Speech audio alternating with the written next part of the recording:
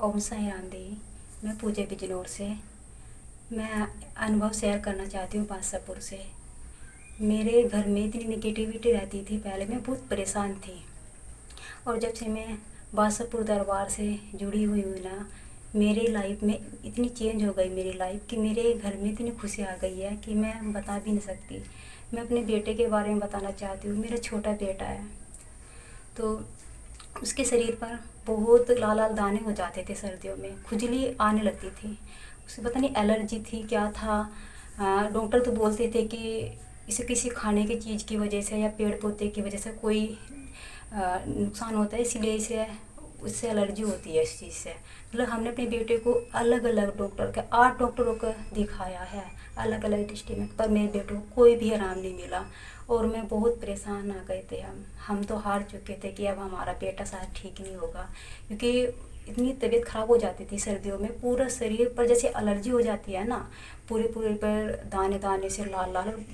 बच्चे इतनी बुरी तरह खुजाता था अपने कि वो रोने लगता था, खुजाता खुजाता। हमें भी पूरी रात बैठकर उसके शरीर पर ऐसे मालिश करते, तब वो सोता था। हम बहुत परेशान थे। फिर हम मीनाक्षी दी ने बादशाहपुर दरबार से जुड़वाया हमको। मीनाक्षी दीदी का बहुत धन्यवाद करना चाहती हूँ कि वे एक फ्री सेवा दे रही है, बहुत अच्छी है। फिर हम बादशाहपुर दरबार गए, अनिल भैया ने जल अभिमंत्रित करा, उपाय बताए। उसके बाद से मेरा बेटा बिल्कुल ठीक हो गया। और सिर्फ भैया ने उपाय में क्या बताया, सिर्फ नारियल का तेल और जल मिलाकर मालिश करने को। कहाँ हमने 8 डॉक्टरों को दिखाया और इतने पैसे लगे। अनिल भैया ने निःशुल्क फ्री सेवा करते हैं भैया, एक भी पैसा कुछ भी नहीं लेते। और जब जाते हैं बादशाहपुर दरबार में, अनिल भैया की वाइफ भाभी इतनी अच्छी है कि वो सबको जो भी जाता है उन्हें खाना खिलाती है, सबके साथ इतने अच्छे तरीके से बोलती है। मतलब आप अब ऐसा लगता नहीं वहाँ पर जाकर कि हम कहीं अजनबी जगह गए हैं, कि बस पूछो और चल दी। नहीं, ऐसा एहसास होता है कि जैसे शिरडी मंदिर में द्वारका में बैठते हैं ना, ऐसा लगता है कि जैसे अपनी माँ की गोद में आकर बैठ गए। तो ऐसी लगती है भाभी, बिल्कुल बाईजा माँ की तरह ऐसी सेवा करती है, बहुत अच्छी है। और भैया भी फ्री सेवा करते हैं। मतलब ऐसा दरबार तो मैंने कहीं देखा ही नहीं कि फ्री सेवा दे रहे हैं।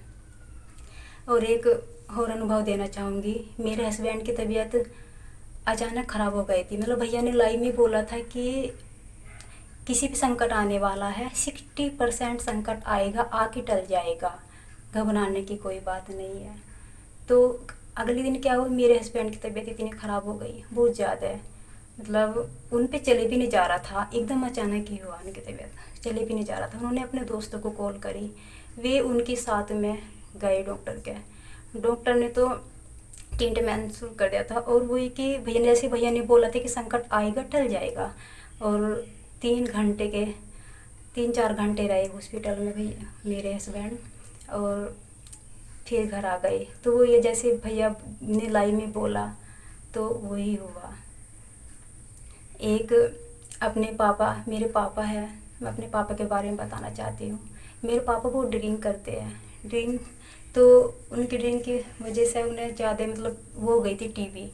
टीबी इतनी ज़्यादा हो गई थी उन्हें कि डॉक्टरों ने भी मना कर दी थी, हाथ खड़े कर लिए थे। कि वो ये है कि भाई जो ड्रिंक करता है, तो डॉक्टर तो मना करते थे कि तुम्हें नहीं पीना, अब ये शराब नहीं पीना। फिर भी पापा का था कि लगन लगती थी पीने की, वो फिर भी पी लेते थे कहीं ना कहीं से।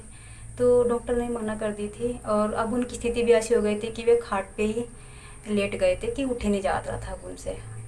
फिर जब खाट पे स्थिति हो गई कि लेट, मतलब उठे नहीं जा रहा, तो जब तो उन्होंने पीना छोड़ दिया। फिर मैंने अनिल भैया से बात कराई मम्मी की। अनिल भैया ने जल अभिमंत्रित करा, उपाय बताया।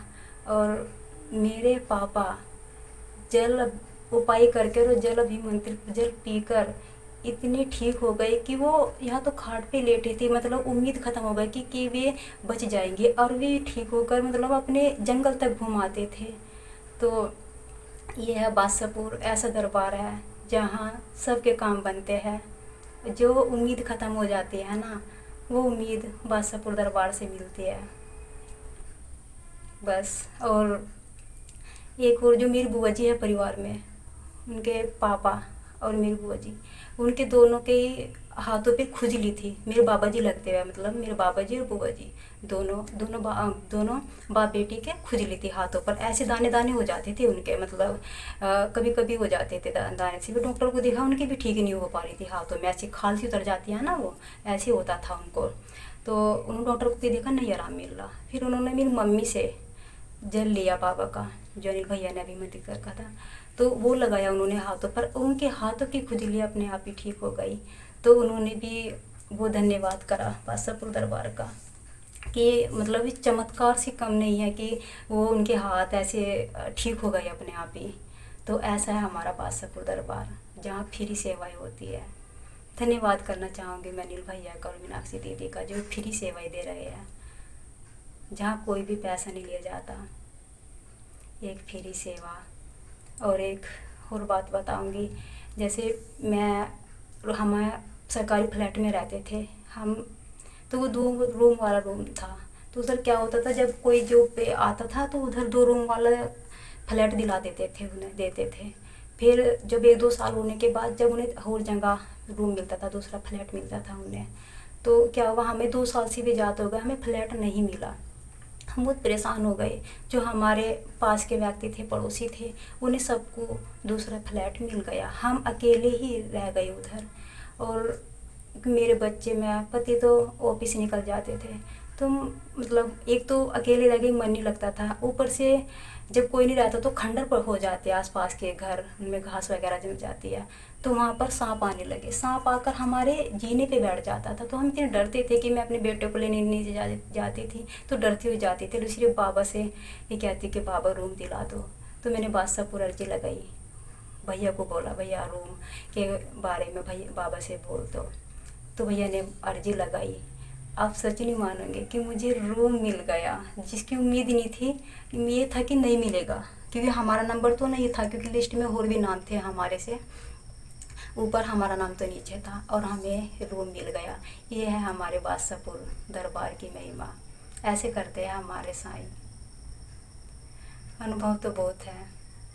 बस ये कहना चाहती हूँ कि हमारे अनिल भैया, हमारी मीनाक्षी दीदी, हमारी भाभी इतनी सेवाएं करती है कि आप जाकर देखो बादशाहपुर दरबार में, तब आपको एहसास और पता चलेगा। वहाँ फ्री सेवाएं होती है, वहाँ कोई पैसे नहीं ले जाता।